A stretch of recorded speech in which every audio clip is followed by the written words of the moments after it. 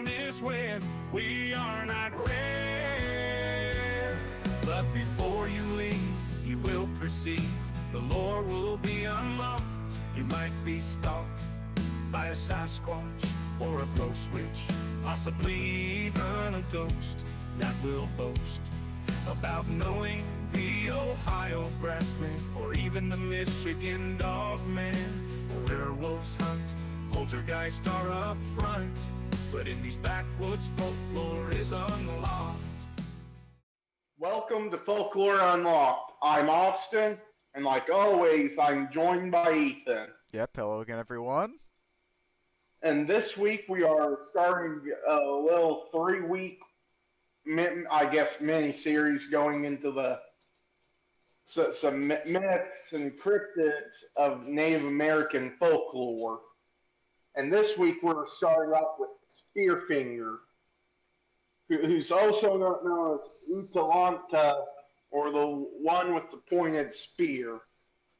And she's also known as Nani Unoi, meaning stone-dressed, because her skin is stone-like. SpearFinger is a cryptid monster. She's basically a witch from Cherokee legend, and she is said to live in eastern Tennessee and western North Carolina.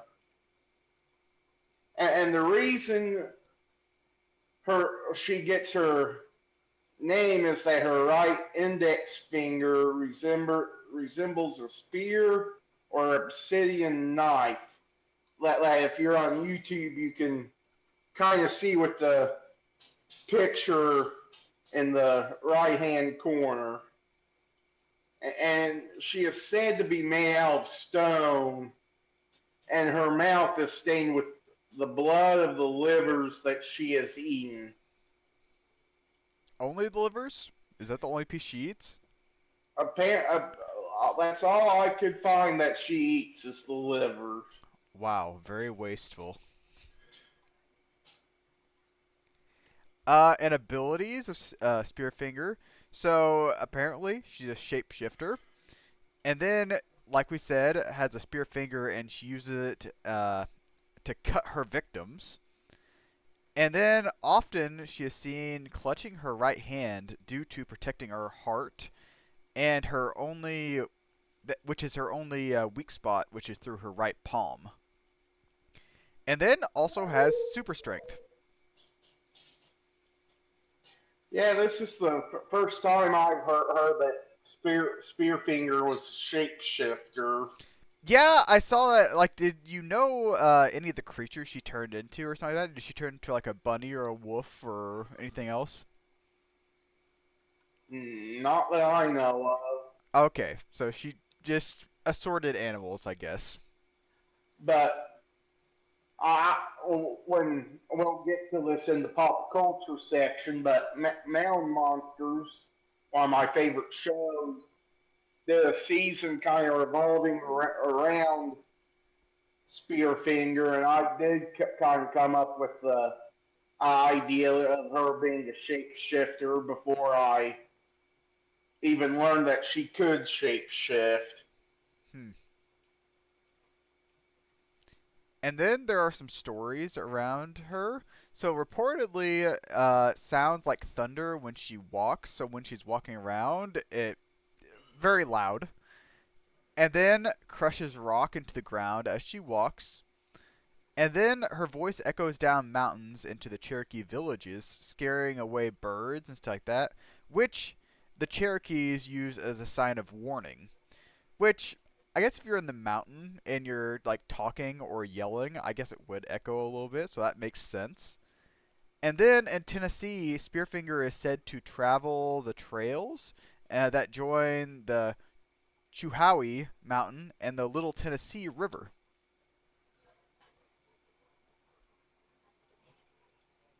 And she is also said to roam the Tahala River passes. The Cherokee also say her favorite home is Whiteside Mountain, which is a Thunder Mountain. I'm not quite sure what a Thunder Mountain is, but there's that.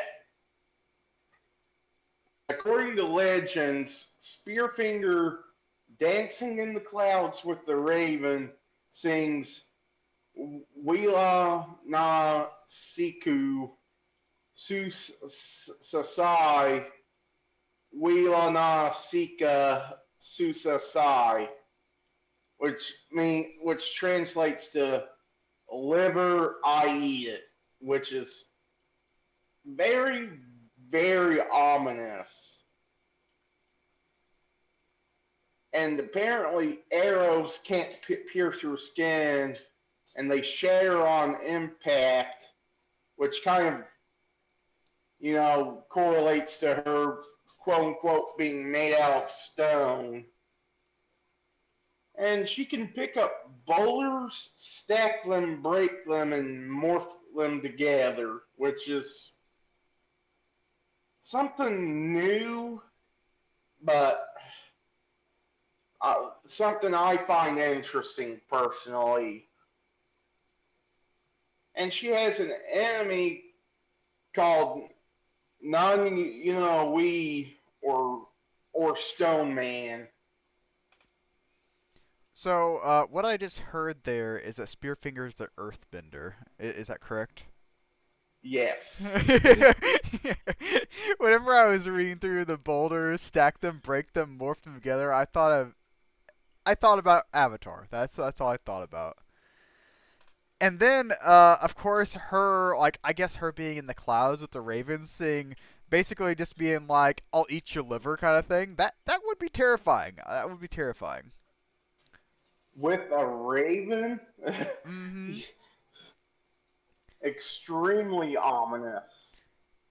And I do think it's cool, kind of like they said that her skin is stone, kind of like you said there, where her arrows can't hurt her and shatter upon impact because she's made of stone. So that's kind of cool.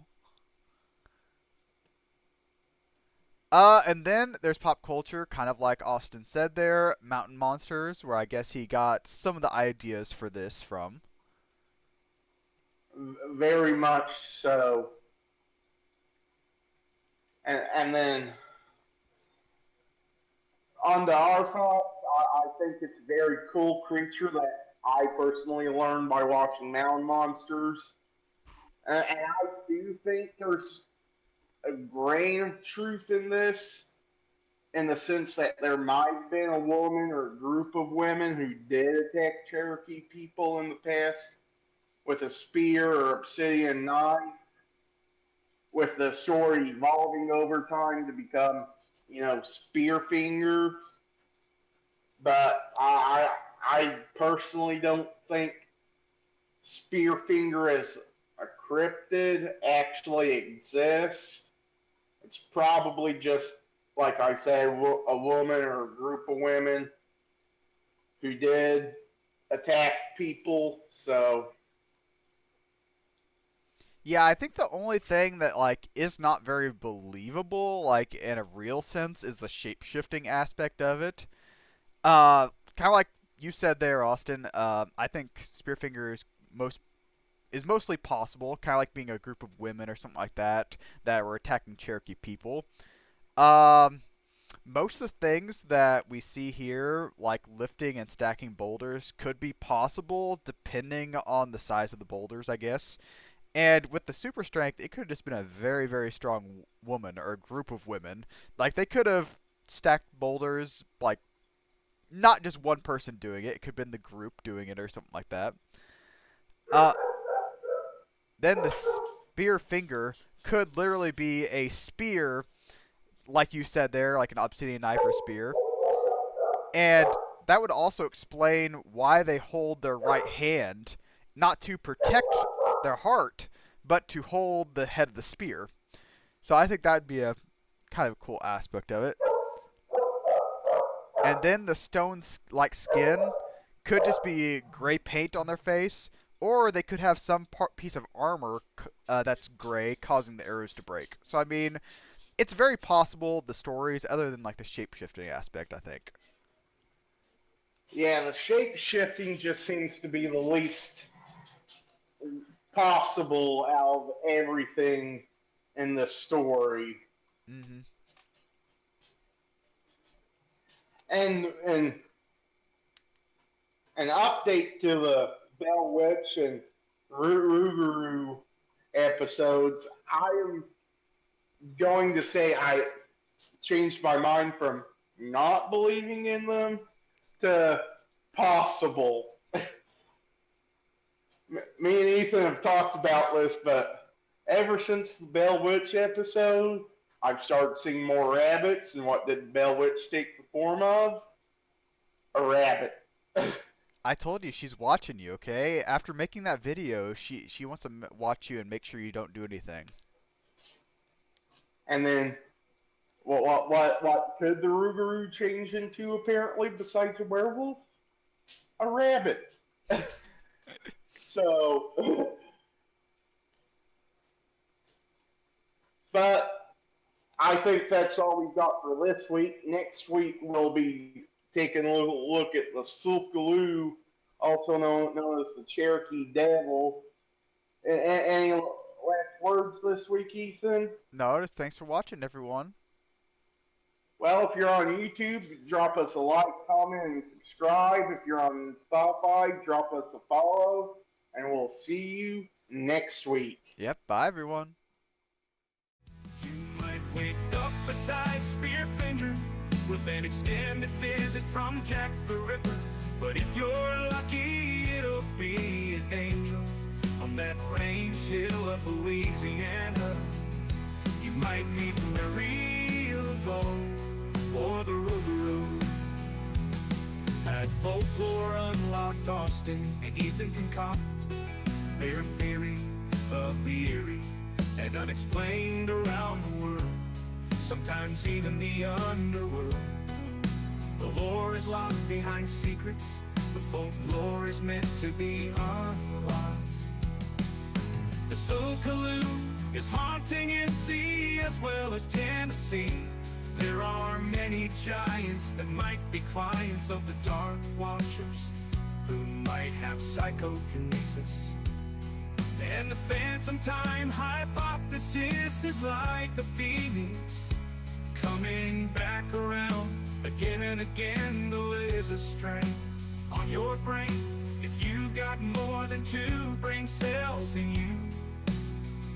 Some believe McCartney is dead because they read into the Mandela effect, which is subject